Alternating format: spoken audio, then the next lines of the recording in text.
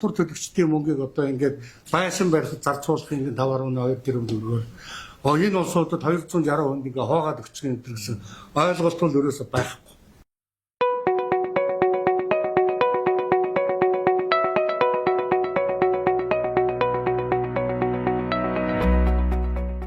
Шинэ мөрийн худалдааны төв шатсантай холбогдуулж аймгийн цэцлэгийн зүгээс ажлын хэсэг гаргасан тодорхой үүрэг даалгавруудыг өгсөн. Нэг, хоёрт 260 орчим хүний хоглолын асуудлыг хэрхэн яаж барагдуулах вэ? Хэрхэн яаж төрийн зүгээс дэмжиж үзүүлэх вэ гэдэг асуудал байгаа. Энэ талаар өчигдөр Монгол Улсын засгийн газрын өргөтгсөн хоролдоо хойд бүсийн зөвлөл анх дахь хоролдооноо Булган аймагт хийсэн. За энэ чиглэлээр бол би бодит мэдээллийг өгнө. За та бүхэн мэдж байгаа энэ одоо залгуу явдал болсны орой бид аймаг онцгой хэмжээг орлуулсан. Шуурхай хэмжээ авсан. Маргааш нөхрөстийн төлөөлөлтөд уулзсан. Та бүхнээс одоо судалгааг авсан.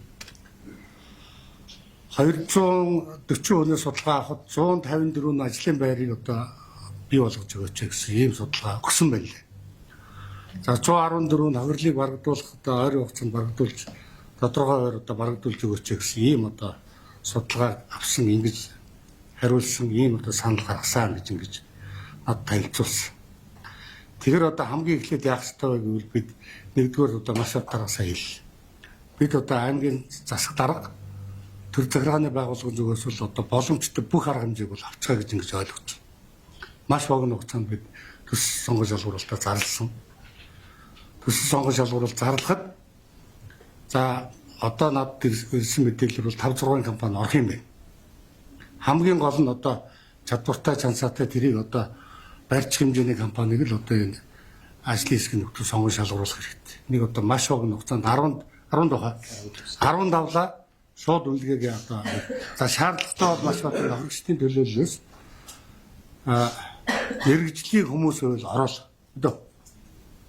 Одоо хүн биш. Одоо үлдээ та нар ярь хэдэн хүн оруулах хэрэгтэй.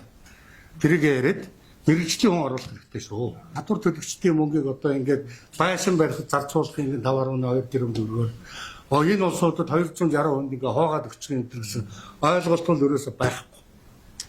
Өчигдөр засгийн газрын өргөтгсөн оролдоон дээр ерөнхий сайд би мэдээлэл хийсэн. Засгийн газрын өргөтгсөн оролдоон дээр ямар асуудал надад өргөжж өгсөн гэвэл наадхаа хүмүүс зөв ойлгуулаа. Нэг. Хоёрдугаарт аймгийн засаг даргын нөөц хөрөнгөн дээр наад 5.2 тэрбум төгрөг чинь өгнө шүү. Энэ үү?